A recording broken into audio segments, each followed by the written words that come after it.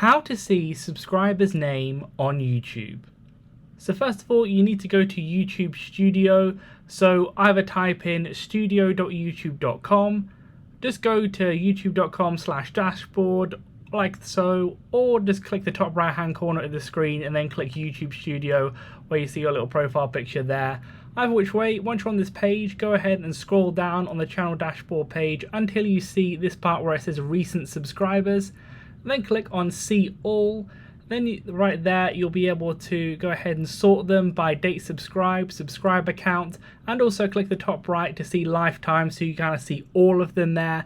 And just bear in mind as well, this is only for subscribed channels which have had the option available to actually show people that they're subscribed to you, if that makes sense. So it won't be completely every single channel subscriber that you have. It will just be ones that have that ability, but most honestly do. So you'll see a lot of them there. Leave a like on the video for help, to subscribe for more helpful videos.